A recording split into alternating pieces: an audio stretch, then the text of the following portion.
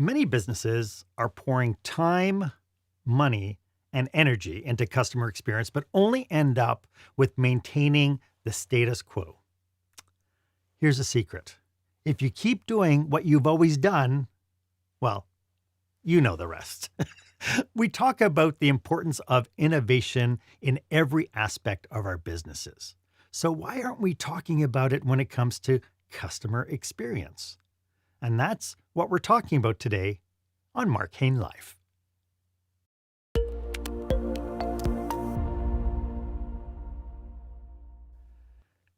Welcome to this episode. This is where small business owners and entrepreneurs develop new skills to help them create the jaw-dropping, show-stopping experience that their customers and their employees deserve. I am your host, customer and employee experience strategist, Marc Haine, and I am so glad that you are here today. Absolutely thrilled to bits because my guest today is CX cultivator, Katie Stabler. And today we are going to pull back the curtains on the difference between fixing your customer experience and actually shifting to changing customer experience. So I have one simple request. If there's somebody in your circle who could benefit from the insights that we're going to be sharing today, please do them a favor and pass along a link to this episode. And if you haven't done so yet, make sure you yourself have subscribed to this podcast. That way you get notification when I bring you fresh new content each and every week. You know, when I work with business owners and managers, the number one question I get, besides, how much do you charge? No, the big question I get is, why aren't my customers coming back with any kind of regularity? And when you think, based on the research that I did back in 2019, that 94% of the owners I surveyed rated the service that their business provided as great or above average. 74% of their staff agreed, but only 16% of the customers I surveyed came back with that rating. Which means we have this challenge that we are hugely delusional about the level of expertise and the level of experience that we provide to our customers, and we have no mechanism to see past these rose-colored glasses that we put on. So if you've ever wondered why, despite all your efforts, customer issues keep popping up and the improvements that you make seem to make really minor differences, at least until the next crisis, then today's episode is for you. And that brings us to our question of the day.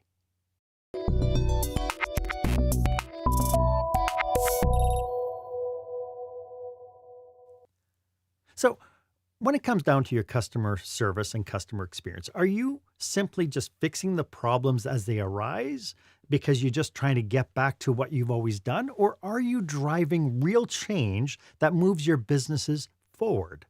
I'd love for you to drop thoughts or your questions in the comment box right here. And if you have any, oh my God, this is me moments, I'd love for you to comment on those as well. I'd love for you to be part of this conversation.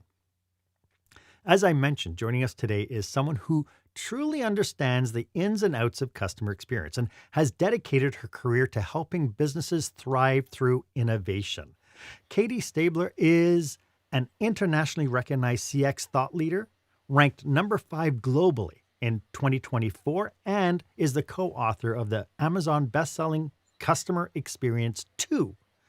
With a wealth of experience across industries from financial institutions to not-for-profit, Katie has seen firsthand the challenges businesses face in maintaining customer loyalty and driving real change. She's the founder of Cultivate Customer Experience, where she helps organizations shift from fixing problems to creating lasting, meaningful improvements. And if you didn't know, she's also a UK MasterChef quarterfinalist, proving that her skills in the kitchen are just as sharp as her expertise in customer experience. Katie, it is an absolute pleasure to have you on the show today. Thank you for that great intro. And yeah, I love when anybody mentions my MasterChef experience because I will continue to talk about it until the day I can't. Excellent. And, you know, I hope that you're able to leverage that experience and everything else that you do, right? It becomes part of the storytelling that you do. Absolutely. talking about storytelling, I'd love to know, who do you serve and how do you serve them? I serve you and the people you serve. Basically, when I'm talking to customers, that's exactly my mentality. I work industry agnostically because every company has customers, unless you're quite an unusual type of company. So customer experience is needed everywhere, and I go where customer experience is needed. And I really aim to help the organizations that I'm working with, the leadership teams, the frontline, whoever that may be, but also their end customers. They're all my customers. And so, you mentioned industry agnostic, and you mentioned, I had a boss once who said, if you're not serving a customer, you damn well better be serving somebody who is. And so, to your point, I think every business is a customer based business. Yeah, absolutely, absolutely. And I think when it comes to customer experience, despite the variety of companies that I've worked with over the last decade and some actually now, and despite the individual nuances that each of those customers and companies have when it comes to customer experience, actually the core challenges, they don't tend to differ too much from industry to industry. So I think there needs to be more wider, outside of your own industry learning, because we all face the same challenges when it comes to customer experience, many of which you alluded to in my intro, and we just need to get better at talking about it and learning from each other. Yeah, it's so interesting because I've met with many business owners, and I can't tell you how many times I've heard the line, "Oh, well, our business is different from anything else. You've never experienced what we've experienced." And I think you have to get them out of their bubble in order to see that, and speaking to other industries to realize, oh, wait a second, we're dealing with human beings. So a lot of what we're contending with is human being based, not necessarily industry based. True. Very, very true. People experience, total experience. Yeah. So we're talking today about customer experience. We're talking about this idea about not fixing, but actually innovating. What are some of the Mhm. biggest challenges that you see that businesses owners face today when they're trying to quote unquote fix their customer experience?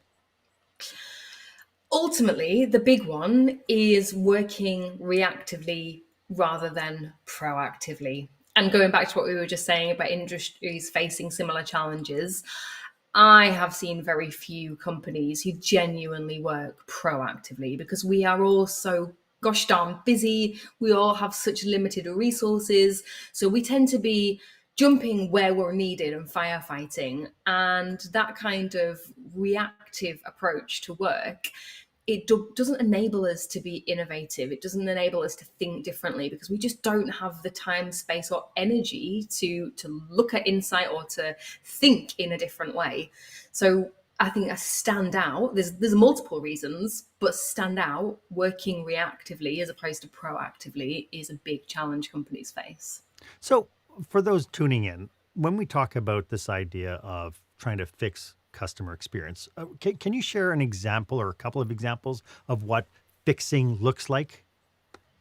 Yeah, so if you get customer feedback, for example, which is, you're looking at numbers of feedback coming through and they're telling you that there is a particular problem in your customer journey, then naturally our customer experience teams, leaders, departments, they go to that problem and they fix it. And that's great, that we should be doing that. But if that's all we're doing, the experience will always just stay the same. It will never change. It will never improve. And you alluded to it again earlier. If we don't change, then we're going to lag and fall behind because our customers change, our competitors change, the industry changes. So we can't just fix something when it's broken. We have to work above and beyond that. Yeah. I'm a big proponent that, for me, customer service is easy. Where customer experience really shines is when things go horribly, horribly wrong. But to your point, if all we're doing is putting out those fires, there's a big challenge behind that. So, how does this reactive approach then manifest in customer interactions or the feedback that they're getting, even though we feel as service providers, we've solved the problem? Yay for us. Yeah. Oh, I'm going to say something which is quite contradictory now, but it's Okay. and you've lined me up for it, and I need to share it. So you mentioned around the time where you can really shine is when something goes wrong, and for anybody listening, there's something called the customer service recovery paradox. So it's the one time where actually you can proactively be reactive, which is why it's paradoxical. But the magic here is that, you can, as a customer, go through an experience with a brand which has no particular peak point, no pain points, no high emotion. It's just very neutral experience. And Right. by the end of that experience, you might be pretty meh about the brand. You're not a massive advocate, you're not a detractor. If something goes wrong, of course, not good. But if something goes wrong and the company fixes it, then you actually leave that experience with a much higher sentiment to that brand than you would have if there was a neutral experience. Right. Which is why it's paradoxical, because actually it's saying to companies that if something goes wrong, as long as you can fix it and fix it well, actually that customer is going to have more trust in you and is going to appreciate you more as a brand. So you're absolutely right when you say that there's magic in recovering a bad experience. But that is the one time when I'm going to give companies a free pass on just fixing something. At the end of that process, there should still be a lesson learned and a consideration of not just how we can fix it, but how we can stop it from happening again or Exactly. work to improve. Yeah.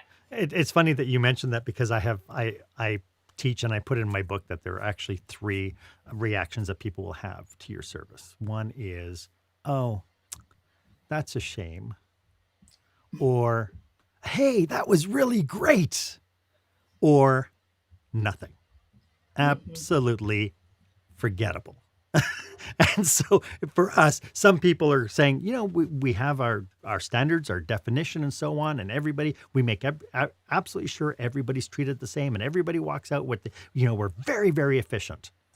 And so then my big question is, okay, well, how did you create an experience? Hmm. Yeah.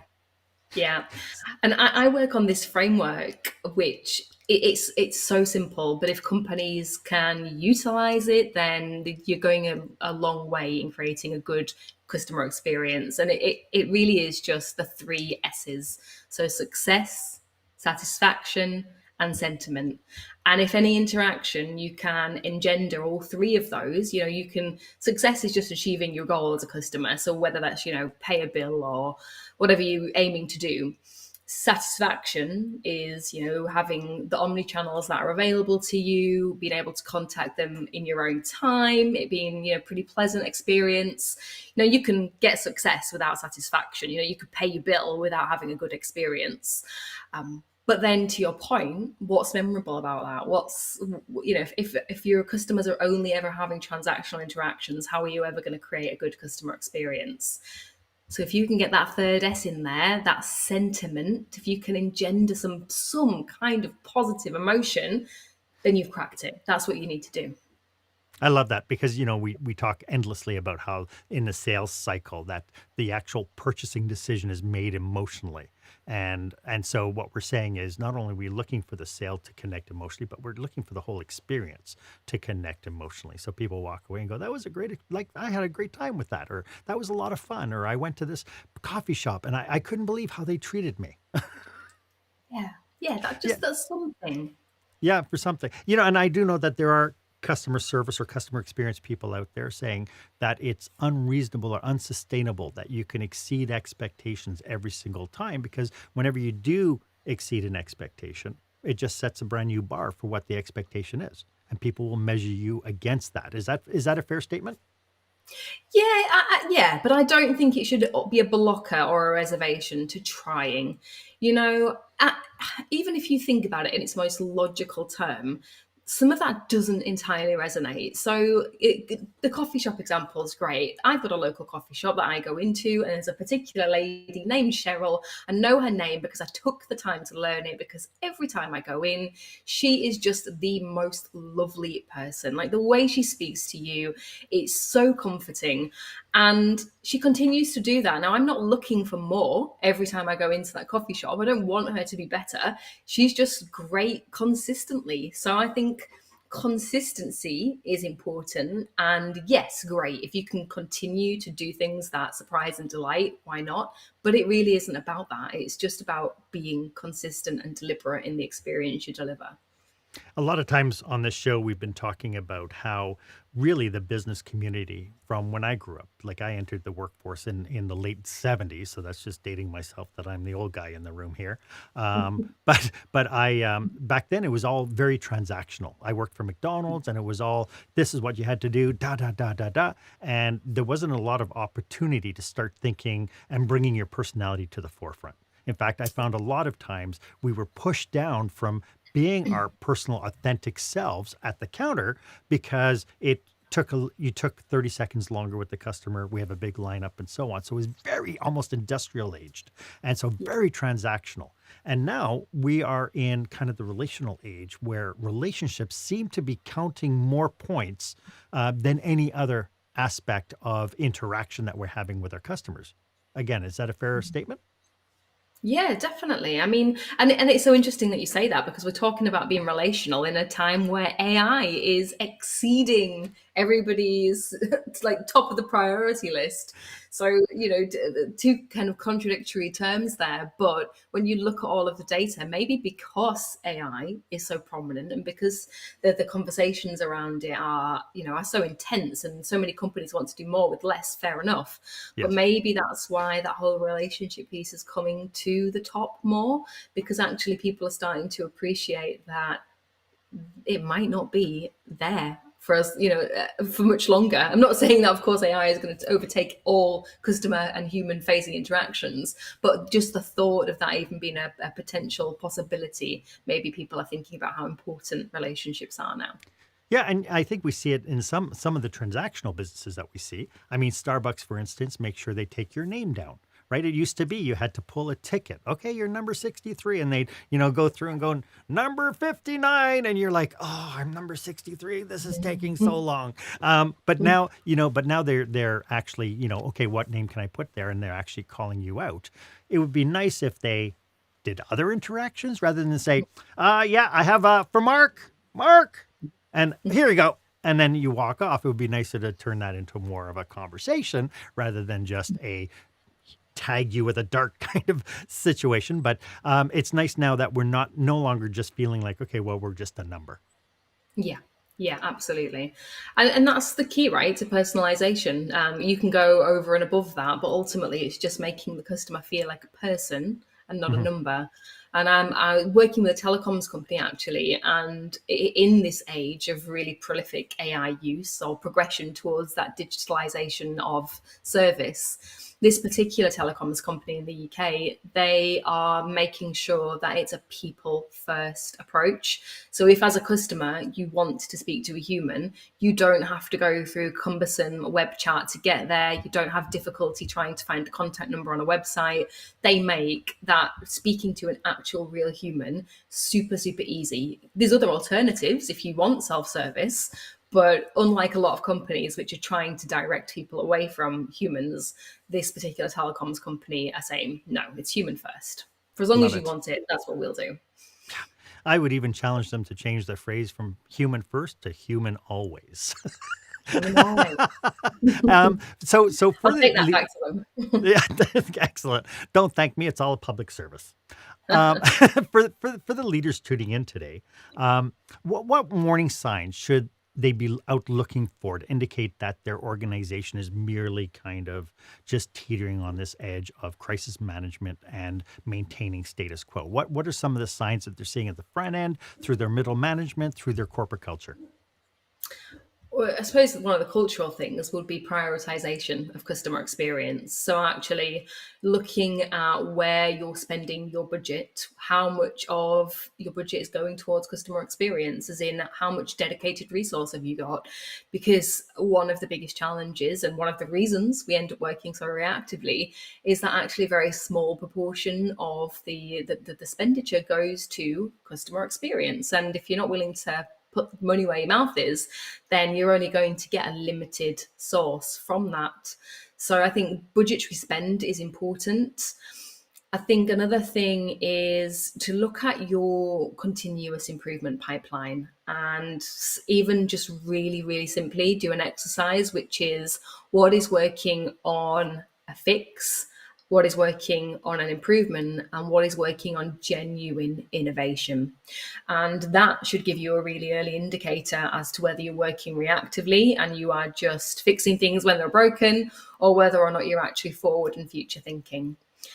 And a third one, actually, which maybe I Yeah. think I should have gone second because it's probably more important, is look at your insight use, because you can't develop customer experience innovatively without utilizing your insight. And what I see commonly across organizations is that a lot of companies are good at collecting data, then less good at turning it into insight, less so at taking all of the different insight pockets from across the organization. So not just customer feedback, but voice of the employee, voice of the process, user data, complaints, SLAs, KPIs, you name it, all of these different insight points.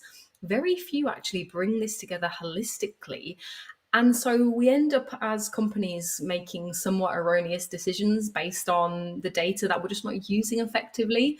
So I think, yeah, in the middle, underneath prioritization, is just look actually at what are your data sources, how are you bringing them together, how are you sharing them across the organization, and how, if at all, are departments utilizing it to improve or innovate the customer experience?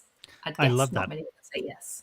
I would like to dig in a little bit more into some key strategies to help make that happen, because I find what happens a lot of times is business operators, especially when you're looking at grassroots businesses. So we're talking about, maybe they're businesses with under 20 employees, Mhm. that the focus is on, oh, we have to give good service. We have to give good service. And when I did my survey back in 2019, when I would talk to the businesses, all the managers are working within the confines of their own ego and their own biases. So when we come back, I'd like to dig a little bit deeper into how we can shake ourselves out of that and Mhm. find the real data that counts. And we'll get to that right after this.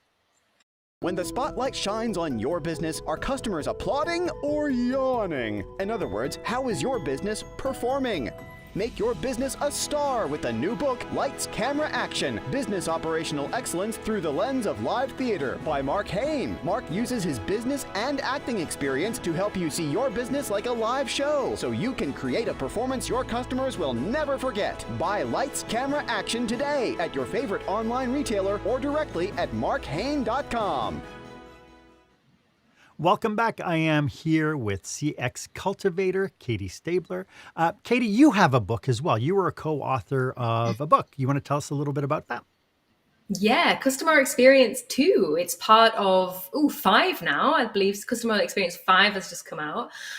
It's a really great pick up and put down read because it's full of short chapters written by authors who are all professionals in the industry, not necessarily dedicated CXers, but in some way have a touch point in customer experience. And that means that as you're reading it, you get the breadth and depth of knowledge of so many different professionals, their good practice, their experience, and across every possible area of customer experience that you can think of. I love that because, one of the things that we talked about just before we went live was the need for business operators to get out of their environments. Because as we alluded to before the quick little break, was that people are working within their own kind of bubbles. And I like to say that, every business has a bubble. And it's not until you look outside of that bubble do you actually see the truth. When I did that survey back in 2019 and having 97% of the leaders say, oh no, we are great to awesome. And when you actually talk to the customers and find out that really their customer experience was about 16%. So how do we catch the data at a kind of core foundational level? And then how do we filter through it to actually make it mean something? Yeah, and there isn't an easy answer to that question because, as you said a moment ago, we're talking about so many different kinds of companies here. Large companies with lots of different employees and departments, or much smaller companies with people who wear multiple hats and are responsible for different things. So each company is going to have to take its own approach. But I think one of the most important things is when you are looking at your strategy for data collection. So there's probably tip one: have a strategy. Don't just throw a net out and see what you catch. Actually think about, what do we know? What do we need to know? And where are the insight gaps that we need to plug? And that's often one of the starting points when I work with any organization, is to get them to answer those questions. What do we know? What do we think we know? And how can we make that think back to what we do know? So having that strategy is first and foremost. Then I think you need to have, as I say, that robust spread of data. So a lot of companies, when they look at customer experience, they just go straight to voice of the customer. Understandably, it's one of the big things. We want to know what customers say, think, and feel about us. But what customers say and what customers do don't always align. So you can't rely just on voice of the customer, which is why user data is really important. How do they interact with your staff? How do they interact with your website, your social, your services, your operations? You need to have all of this information along with what they say they do. Then again, complaints, customer lifetime value, customer wallet share, all of this stuff, you need to be able to bring this together. And normally, different departments own different pockets of that data. So one of the strategies to be able to bring that together is make sure you have our way, whatever it is, a conduit, a catalyst to bring people together in the organization to talk and share. So a customer experience forum, some kind of group where it's prioritized and people aren't looking at this data individually in silos, you're bringing it together. So strategy, forum, two big ones. I love that. Fit from Brit. Love listening to the podcast. Mark, you always bring on the best guests. This is one of the best guests. Brittany, thank you so much. Hey, if you have any questions, if you're tuning in live and you have a question for our guest expert today, I'd love to be able to feature your question. So feel free to type it in. But it's really interesting because the being able to, again, I think a lot of people are incidental leaders. A lot of people don't have a lot of training on how to data mine and how to really ask really good questions. And so they're really doing it from the perspective of their head is down. Whenever I work, all my customers are happy. And I train my staff, and I know I train my staff. So this idea of being able to get really good data and then effectively use it is a challenge when we don't have a dedicated customer experience specialist maybe on our team to be able to mine through this. So for these people who are kind of the solopreneurs, or for the entrepreneurs with the small teams of people who are obviously resource kind of scarce, how would you recommend, what would be a first step for them to be able to really find out what their reality is? I'm a massive fan of customer journey mapping. Now, I know that this has got mixed feelings in particularly the customer experience industry, but I believe in so many ways this is an excellent methodology, and it goes back to the point of what we know and what we don't know. So for anybody who isn't familiar with customer journey mapping, just really quickly, it is essentially putting yourselves in your customer's shoes and walking through your experience as they see and feel it. And why I like it so much and why I think it's great for data collection is because if you do this exercise either by yourself or as a team, and I'd really advocate for a multidisciplined cross-functional team, so as many different minds in that room as possible, to eliminate some of that bias, bring in different opinions, bring in different challenge, and complete that customer journey map. Try and do it with as much data as possible, but where you don't have data, fill in the gaps from what you, knowing your business, know. And then ask yourself, looking at that map, what of that, again, is reality? What do we absolutely know for certain happens at each and every single one of those touch points? And where are we guessing? Where are we making assumptions? And straight away, in a really simple exercise that can just take a few hours, you're identifying what you do know and what you don't know. And there's no fluff around it. You either know it or you don't. And if you don't have data to back up what you've got on that journey map, then that's one of your number one actions, is make sure that you're collecting that data. So the next time you do it, it is data-based and not assumption-based. And I love that. I love that. And do you have any frameworks or anything that you can offer the audience, or anything that you can offer along that route as kind of a starting point? Yeah, I mean, as in the actual steps that I need to take. Yeah, to create this first journey map. Yeah, so I mean, you can go on. I mean, you can contact me, and I can give you a template for starters. But you can get journey mapping templates anywhere. They're not hard to come by, and there's different variations. So there's ones which will definitely suit your business. And as I say, you can do it yourself, but you just need to dedicate a few hours to it.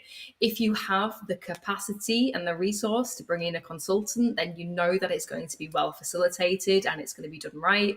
But you can learn this skill, and you can do that, and you can bring people from your group and your team together to do it.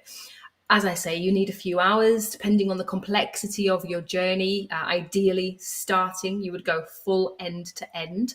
And then once you've got the use of it and the practice of it, and you can see the benefits of it, you can start to diversify that journey. So not just end to end, but what happens when the customer reaches a pain point and the journey goes south? What happens when they are coming back for a repeat purchase? And you continue, there's loads of different avenues you can go down. But firstly, you do your end-to-end journey. It's typically workshop. So you, as I say, you do it in a room. There'd be lots of conversation, lots of post-it notes, or if you're doing it digitally, there's lots of online tools that you can do this with as well. And the way I like to approach it is to do your actual journey as it is, because that's, as I mentioned, the great opportunity to identify what you do and don't know, but also your desired customer journey, and then overlay the two. So what's the desired? What do you actually want to happen for your customers? And what do your customers want to happen? And what is actually happening? And by doing the two, you can see how close or how far apart those two journeys are, and you can work to close that gap. And if I was really working with an organization seriously about customer journey mapping, I would get them to structure a program of work around this. So it's not just a one exercise done and it's chucked in a drawer and you never see it again. It's something that you do, if you have the time and space, monthly, if not, quarterly, biannually. But it is a process you continuously keep doing to help you stay on top of what's actually happening with the experience. So for people tuning in and this is really resonating, how can they get a hold of you to have you help them with what their angst is? Oh, you can contact me in loads of different ways. My social media, LinkedIn. I'm very, very active on Instagram if you like to see the background life of the consultant as well. And you can contact me directly by email. So it's katie@cultivatecustomerexperience.com. Lovely. And for anybody tuning in as well, if you go to my website at marchaine.com, I do have a customer touchpoint assessment that you can download for free and actually do the walk through your property and through your business from using the eyes of your customers. So please feel free to download that. What about the use of things like secret shoppers? What valuable, not really valuable? What do you think? Yeah, I think, but again, a mix. So it comes back to having that robust view. I think secret shoppers are great. Interestingly, I don't see an awfully big use of secret shoppers these days. And I think it's purely because with the use of technology, that maybe it's become a little, well, the traditional secret shopper has become a bit of a methodology of the past. However, I have seen a regeneration of it, again, with the new technology that's available at our fingertips, a whole different sub-segment of what used to be the old traditional mystery shopper. But I think that's great. I think a big one, a huge one, and if companies aren't using this, I would be shaking them to say do it, is conversational analytics and, AI generated sentiment collection. The thing with surveys is that, as we all know, sometimes survey fatigue pops up. We all get asked to complete a lot of surveys. Sometimes there's a bias to surveys where only the people who have got something really that they want to get off the chest do to fill in a survey. So you can get a lean towards really negative or really positive. And generally response rates on surveys can be tricky. People can suffer from low response rates. Whereas conversation analytics, for anybody who isn't familiar with that, it's the technology that attaches itself to phone calls and live chats and emails and social media conversations. And all of this feedback, which isn't explicit, but which your customers are giving you nonetheless, is being captured. And all of that sentiment that your customers, again, are showing and sharing with you, but is typically been hard to capture, is now really easy to capture. And again, this works for companies at all different levels. There is technology out there which is relatively cheap that you can integrate into your systems and can give you amazing amount of data on every single interaction you have with a customer. Amazing. And so how would somebody find something like that? Is it that they need to hire somebody to do it? Is there a specific Google search they may get into in order to find this? Yeah, I mean, if you were going to just look for conversation analytics, you'll have no end of tools to come Okay. across. You probably would serve you well, and it'll probably save you a lot of time to speak to a consultant who works with different companies and give you some recommendations. Because one of the benefits to that also is that there are companies that do more than one thing. And, if you're looking at quality assurance, for example, well, there are a lot of great quality assurance companies which also have conversation analytics and sentiment collection for your customer experience. So rather than going out and buying two different services and having all of that technology to deal with, you could potentially get it all from one company. So having a Yeah. chat with a consultant like ourselves, Mark, definitely is beneficial. Probably would save you time and maybe some pain down the line. A lot of what we're talking about is forcing people to start thinking outside of their little bubble of kind of the way they do things. Yeah. People who have had their businesses for multiple years or been in their positions for multiple years, and it's like, no, we've this is the way we've done it. We've always done it, and they really kind of shake. It's really hard to shake them out of their kind of complacency of the status quo into a culture of innovation. So Yeah. how can leaders start to foster this culture of innovation so that people aren't stuck in this routine of crisis solve, crisis solve, solve, especially when resources are tight or the teams are stretched thin like they typically are. Yeah. And that is a hard challenge because we do get so ingrained for many, many reasons.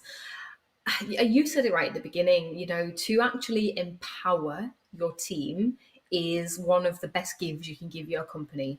And when I say empower, I just mean making your team members, whoever they are, be them customer facing or back office, making them know that whatever they have in their mind, whatever problems they are seeing, whatever solutions they are coming up with, whatever it is, that they can with confidence talk about it and bring that to the table. And it might be that it's not an idea for today, or it might be that absolutely it's something amazing that we can utilize. But having that empowerment, because nobody comes into work and just thinks, "Oh, I'm just going to do my job today and nothing else." Everyone has. Really? No, When I it's talk to that. managers, how come there's a lot of finger pointing? How come, No, oh, I no, have no, staff no. who don't want to take any initiative and they're so lazy and they keep calling in sick but to your point, I truly believe that everybody on our team has a magic superpower that they bring to the forefront. I mean, you people hired them, right? You hired them into Yeah, your business. And but exactly. it's I find it's funny that leaders won't tap into the teams that are actually doing the work. Like I run across a lot of businesses and their owners that define like customer experience as the front lines job. Oh, we have a policy, we have training. It's up to them to do that. So how important Yeah. is it to involve the entire organization in this shift rather than just leaving it to you're the customer experience person, you're the customer service person, you take care of it. Yeah, do you know, I've had the absolute pleasure of three standout companies over the last 5 years that I've worked with who have genuinely taken, without me needing to encourage it, it's been one of the things that they have wanted to do. It's part of their strategy from the beginning, and I've been there to facilitate it, is having everybody at every level engaged. So another telecoms company, for example, that I'm working with at the Mhm. moment, over the last just shy of a year, we have trained the whole organization with the same customer experience training. The management and leadership teams had slight differences in just a little bit more, but ultimately they all got the same training. They were all speaking from the same hymn sheet. It was all about their strategy and particular areas of the business that they needed to work on and how we could support that organization to do that. But it was amazing that everybody was getting that training. It doesn't matter what department you're in, everybody had it. I'm also working with another company at the moment, an airport, and every single one of their leadership team has been engaged right from the very beginning in all of the workshops. So vision builder workshops, persona creation, customer journey mapping, insight collection, all the way up to the non-execs as well. So again, that kind of not just saying that it's important at the top, but demonstrating with action that leadership right down to frontline, everybody needs to be engaged in this. And that is it's so important if you're going to make a difference. You said right at the beginning around, my initiative made a little change, you did a little nudge in the right direction. Ultimately, all the efforts are for nothing if the whole organization doesn't take a level of responsibility. They don't have to take ownership, because somebody ultimately has to take ownership, but everybody needs to have a level of responsibility in customer experience.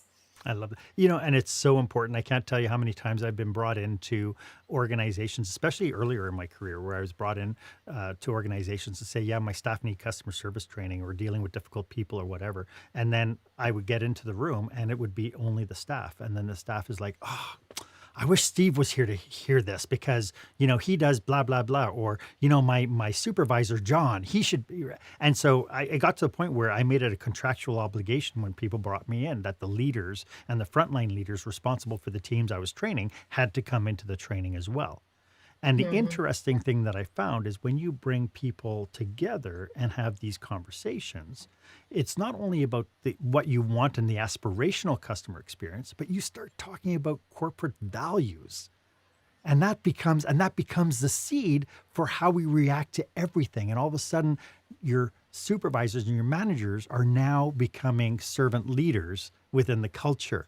And the magical shift just happens. Yeah, servant leadership. It's if you are working with organizations that operate with servant leadership style of leadership, it's just beautiful. And another thing, you were saying to shake people out of the bubble, to get people thinking. Actually, this approach of this shared learning and development together, where everyone gets a similar kind of content, that's really helpful. So again, at the telecoms company I'm working with, part of the leadership training at the end was to play back the thoughts and feelings of the front line around some of this. So what was their feedback and what were some of the key conversation points? And you said it around initiative, my staff just don't have initiative. Well, one of the questions I asked all of the frontline was, what stops you from taking initiative? It's not a finger pointing to say you don't. Yeah. It was just generally what stops you from taking initiative. And we had this pie chart, with all these different reasons on there. But the top one was culture. They said culture. They said the organization doesn't, for whatever reason, culturally doesn't support us to do that. And when we sat and played that back into the leadership team, well, first of all, it was like, look, they were shocked. I bet. I knew it. We have great culture. Don't believe that. But one of the directors said, one of our biggest faults is that we get insight, we don't listen to it. And again, they were like, no, we do. And he's like, you are getting insight on a plate right here. Our people are telling us that this is a blocker and you're not listening to it. And you're shutting it down. Yeah. Yeah. But that was one of those moments where I think, post that session, actually, hopefully the leaders in that team would go away and say, right, actually, something isn't translating from a cultural perspective, because the organization actually, I would say from a maturity perspective, is doing great culturally. Like they really are. I mean, even the fact that all of the training is going to all of the people, but there is something that isn't translating. So they have to go away, and that could be the light bulb moment for how they can make improvements. And that's so good. And, this is one of the reasons I went from being a customer service trainer to customer experience trainer to being now a customer and employee experience strategist, because the two, I believe, are so tied together in so many different facets that if we start making sure that the aspiration of what we want from customer experience, if we aspire to do that, we need to have the reality to be that for our employees. Yeah. And I Yeah. Is think it Richard it translates Branson? beautifully. Absolutely, you can't have one without the other. And I Yeah. think it's Richard Branson's quote. I'm going to misquote him now, but it's look after your employees and they look after your business, something along those Yep. lines. Yep. And J.W. it Marriott. right, J.W. yeah, Marriott. If we yeah, to that same thing. I can't remember what the same quote is, but premise. yeah. Yeah, no, Uh, and it's true. You don't have a business, do you? Unless you have customers and unless you have employees, you quite simply do not have a business. So yeah. they're both as important as one another. Yeah. And, I mentioned at the beginning of the show, my first experience working in a culture that was really centered on this idea of we are there to be of service was when my boss came to me and says, if you're not serving a customer, you damn well better be serving somebody who is. And for me, Yeah. that was just a magical awareness, like a mindset shift. Because it's so easy to get bogged down in as a department manager or whatever into all the crisis that you have to deal with. But knowing that we are there to serve somebody who's serving our customers was magical. Yeah, yeah. 'Cause- Yeah. And I actually love it when you work with an organization and they get confused with who you mean by customer. So when you're Yes. talking about customer experience and then they kind of stop you and go, but who do you mean? Who is the customer? Because we've got each other. And then I love that because I like the way that they're thinking. It's not, to your point, it's not just about the actual end customer, but it's about our internal customers, our stakeholders who are customers, the third parties who might be customers. You know, when we say customer, it's such a broad and varied term depending on the organization you work with, and I Yes. love it when that question comes up. Yeah, and I've also had the arguments with, especially baby boomers, that my employees are not my customers because they don't pay me anything. It's like, Hmm. okay, let's talk about contribution at a different level. Interesting. Yeah. Hey, when we come back, I'd like to talk about some cautionaries and pitfalls. As people are listening and tuning into this, they know they need to make a change. Let's talk about some pitfalls, and we'll get to that right after this. When you're delivering an important speech to a huge audience, it's easy to lose your place or go way over time. Give yourself an advantage with the Pro Speaker Presentation Speech Timer app. No more checking your watch or calling for time. The Pro Speaker Presentation Speech Timer app keeps you on track with easy-to-see timers, even changing color for visual prompts during your speech. And you can set audio cues to practice, or set it to vibrate so you don't even have to look. Be the pro you know you are. Download the app at speakerpresentationtimer.com. We are having a great discussion. I hope you're getting lots from this. As evident from our discussion today, you can tell that Katie and I are deeply dedicated to supporting business and business leaders just like you. So, if you're in the midst of planning a leadership retreat or an industry conference and you are looking for some amazing content, or you're just needing some expert guidance, we're just a message away. Feel free to reach out for a conversation, a clarity call, whatever you need about your unique challenges, or to discuss how we can collaborate to achieve your goals. Our contact information is in the show notes. Don't be shy.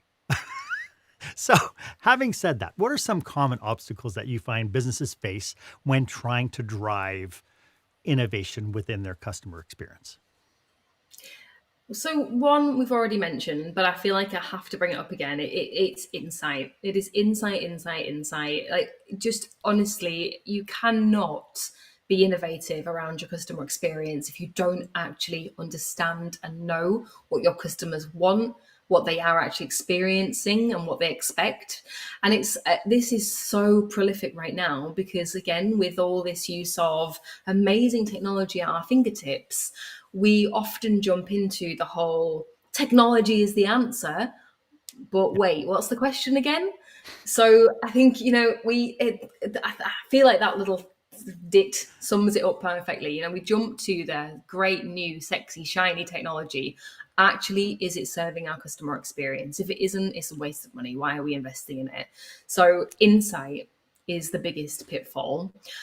But then I think seeing customer experience as that friction finder, and even if I think if you ask yourself honestly, whatever your approach is to customer experience, whether you've got a team, a department, a leader, whether it's just part of everybody's job or someone's side of the desk activity, when I think you look at what customer experience really is, I bet most of you, without putting a name on it, would say it's friction finding. It is finding the problem and fixing it, finding the problem and fixing it.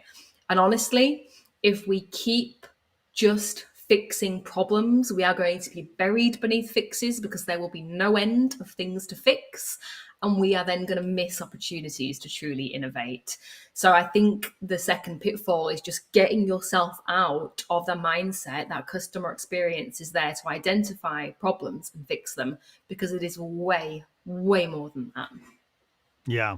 And it's such a shift, I think, in mindset because it's, again, when things are going well, we stop actually questioning if it could be better. Hmm. Right. And Yeah. and Yeah. so and so yeah, so that's just magical. Any other pitfalls or cautionaries you should have people should be aware of as they try to make this transition into understanding how to be more innovative within customer experience? I think also, and right back to the one of the very first points we made is not looking outside of your business and outside of your industry. Even when we do look outside of our business, we tend to look at our competitors. We tend to benchmark against what other people in our industry or sector are doing. And again, that's such a blocker for you, because actually there is amazing customer experience happening all over the world in all kinds of Yeah. different industries that we can learn from. We don't just have to stick within our little ballpark. So, but it comes back to that point of having time and being able to do that, because it's not just I'll stumble across something exciting and interesting and I'll maybe look into it. You need to actually have the time to look and to learn and develop from that. But there are so many resources right now to be able to do that. I mean, just attending a chamber of commerce meeting where you have people within your community from different businesses sitting around networking, this would be such a great conversation to have at your table during lunch on Yeah. customer experience or what are some of the hiccups you're seeing in customer experience and so on to open up that bubble because the challenge I think is that everybody thinks that their business is highly unique to them and nobody else is suffering the same way. Yeah, yeah, I totally. And podcasts like this, where you Yeah. are listening to different experts who can cast a different light onto something in a way that you haven't looked at it before, or raise a topic which you've not thought about in enough depth, but actually really resonates with you. I think these kind of conversations are fantastic. Or working with somebody who you just haven't worked with before. And this could be someone Yeah. within your own organization that you just haven't spent an afternoon or a day with, but actually see how they work, see how they do things differently, see what questions they're trying to answer. They're just exploring past, as we've said, your own bubble. It's Yeah. it's so advantageous, and especially when we're talking about innovation. Innovation. There's so many ways we can lean into it, but that's the thing. We do have to lean into it. Yeah, and be mindful and intentional with it as well. Because to your point, there's no shortage of people willing to take your money. So it needs to first and foremost come down to a solid strategy. Yeah, Yeah. absolutely, absolutely. What does your customer want? Yeah. Katie, this has been such a phenomenal conversation. As we wrap up, do you have any last thoughts about what we were talking about today? Oh, just advice to everybody that if you are doing anything on your journey towards customer experience, then fantastic, that's great. But the absolute best thing you could do for yourself is to make it intentional and consistent. So if you can focus time and effort to making sure that it is intentional and consistently part of your agenda, and you can take some of these tips and just progress from that first foundational level of fixing and elevate it to the next stage, then you're doing a lot more than other organizations are. I can say that. Right. And for all the people who fear, what happens if I make a decision or I go in a direction and it's wrong? You can always pivot. You can take a True. step and pivot, take another step and pivot, and you'll figure it out. Absolutely. Absolutely. Yeah. Absolutely. Absolutely. Katie, could you just remind everybody one more time how they can get a hold of you? Yep, you can email me at katie@cultivatecustomerexperience.com. You can find me, Katie Stabler, on LinkedIn and Instagram. And you can go direct to my website, which is www.cultivatecustomerexperience.com. Katie, thank you so much. I have thoroughly enjoyed. I knew this was going to be a magical episode with you and I coming together. I really appreciate you sharing your passion, your expertise, and your brilliance with us today. It's been phenomenal. Thank you for inviting me. Thanks so much for being here. Why don't you let me know if this was of value to you? As always, my offer stands. If you would like 30 minutes of my time to brainstorm your business with you and your team, feel free to book yourself on my online calendar. The link is in the show notes. It's the one that's marked meetwith.marchaine.com. It would be my absolute honor to be of service. And while you're at it, why don't you go ahead and leave a comment or review about this episode? I'd love to get your feedback. Was this of value? Did you pick up any tidbits? How did it work for you? And of course, if you haven't done so yet, please make sure that you subscribe to this podcast. That way you get the notification for the next episodes when I bring phenomenal experts just like Katie to this podcast to help open up your world. And hopefully, maybe you can pick up something that you weren't aware of.